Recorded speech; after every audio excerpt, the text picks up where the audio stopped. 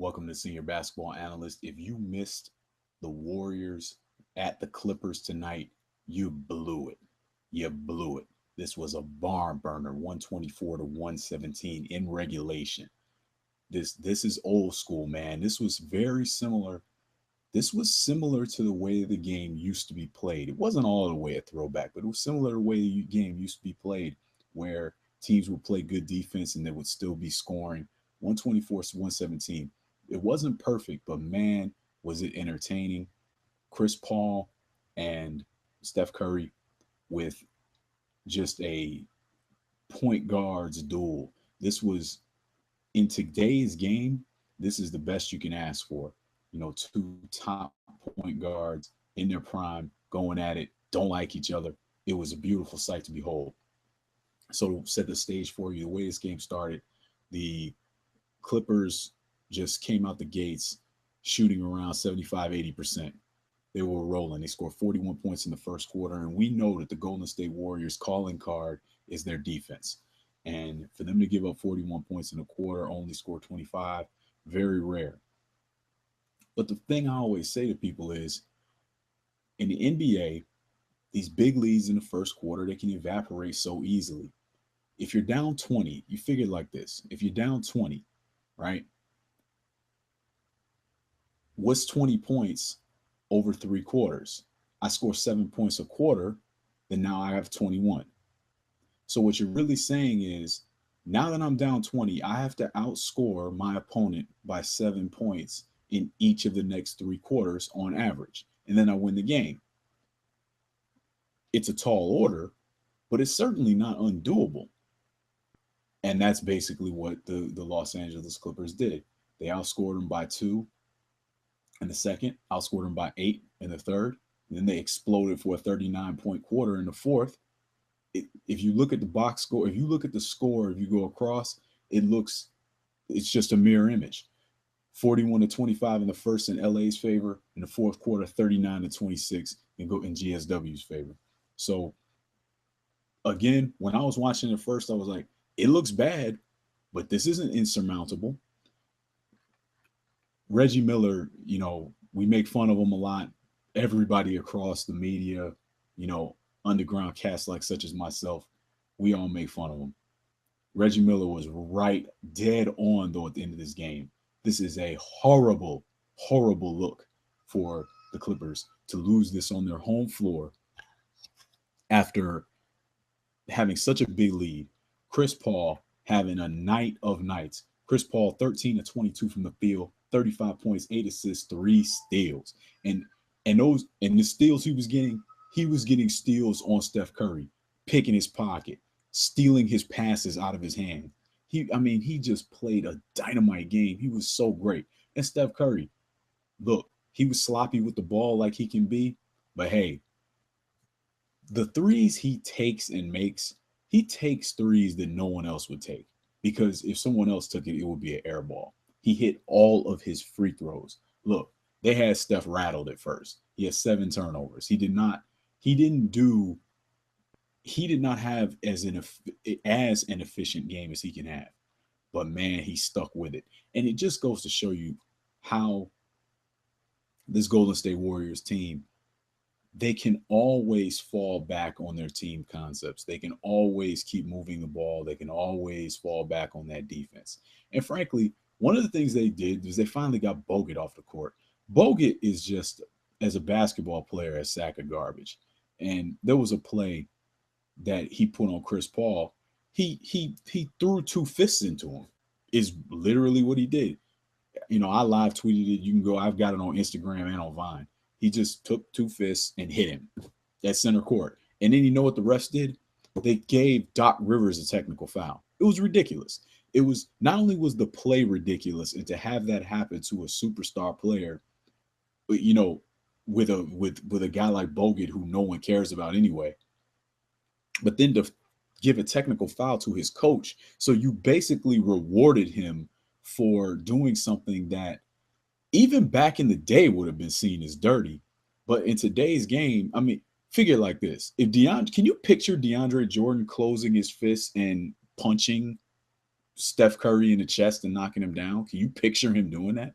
Of course you couldn't. And if he did, he would not only be ejected, he would be suspended and fined. Bogut, though, it's nonchalant. He just stays in the game. Well, they finally took him out. He was terrible. He played 20 minutes. He had 2 points and a rebound. What a good player. Boy, that's a real NBA center for you. So enough talking about people that are useless because so many people played so well. Draymond Goon Green. He got in foul trouble early, came roaring back with a vengeance. He had 19 points, 9 assists, 6 rebounds. He's a do it all power forward, played very good defense. Harrison Barnes with 21.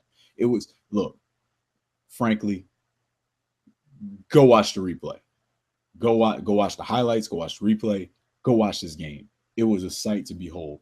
What I would have liked to see, is, and DeAndre Jordan played very hard, but it would have been nice if he had been more effective. And Blake Griffin. I got to talk about Blake. Blake is a great, great player. He really is. He's so great. But I have to be hard on him because they lost this game, and a lot of the reason they lost is because he's just right on time. And look, my guy in the SBA team, man, One Eye, sends me a text. He says, Blake Griffin, it's timely brain fart time. And sure enough, Blake Griffin, right on cue with the goofy turnovers, goofy mistakes. And he makes mistakes. He was blowing defensive assignments. He'd been playing such good defense all game, and he starts blowing assignments, not communicating defensively. They gave up threes to Andre Iguodala, and part of the reason they were giving up these threes was because he was not communicating defensively and making mistakes. You can't have that. And again, I'm not trying to hang the game on Blake Griffin. Blake Griffin did what he always does. He played great. The problem is he's your superstar power forward and he's making mistakes. You can't have him making mistakes. See, people like Austin Rivers make mistakes, right? They make a mistake and then we make up for that because Austin Rivers is not a good basketball player, right? Like tonight, if Austin Rivers gets 10 points, shoot 50%, no turnovers, you got to take that as a bonus. You don't need the guy making mistakes down the stretch to be your superstar power forward, Blake Griffin. That's my point. So that was one of the things that hurt him. Again, DeAndre Jordan not being more effective hurt him. 9 points, 10 rebounds, no blocks, not getting it done. That's not enough. And when I say it's not, again, I'm holding DeAndre Jordan to a high standard because I know he can be more effective than that. And again, he played hard, but he just wasn't effective enough.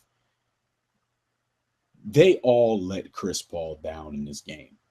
They let him down. They let him down because he plays so hard. He plays so great on the injury. And they let him down. And you know what else, too? This is on Doc Rivers. It's on Doc, man. Look, a coach like Doc Rivers in a game that has this kind of visibility and in a game that's with a rival like this, when you go up 20, you got to bury him. That's why Doc Rivers is the coach and the GM. That's why he's this, of one of, I believe, only 3 coaches in, the other 2 being Greg Popovich and Stan Van Gundy that has complete control over the roster and his head coach. This is why you get all the authority. This is why you're allowed to have your son on the team. You have to win these games. You go up 20, you have to bury the opponent. You're going up against Luke Walton. Luke Walton literally doesn't know what he's doing. He can barely get through the, in between quarter interviews. So, he's not David Blatt incompetent, but he's just green. So you have to be able to bury this guy. And I understand that they have a system that's been in place for, 3-4 years. I understand that, but you got to bury these guys. They got the MVP. You got to bury him. That's why you're the man, Doc. You have to be able to do that. If you can't do that, why are they giving you all that control then? So I'm holding these guys to a high standard. The Los Angeles Clippers are 6-5. They're supposed to be competing for a championship. They're 6-5. So this was, I'm going to leave it there. This was a fantastic game. If you didn't see it, go see it. If you can't see it, don't miss the next one. Do whatever you got to do. Go to your local tavern, record it, whatever. Go to seniorbasketballanalyst.com. If you're not doing that, I don't know what's wrong with you, man. All your NBA news is there. All our videos are there. Vines, Instagrams, all that. All the highlights are there. Period. Go to Senior Basketball Analyst. Type your favorite player in the search engine. All kinds. It's just going to be a treasure trove of articles, highlights, all kinds of stuff. It's all there. At SBA4 string. Hashtag is SBA4. And you know that.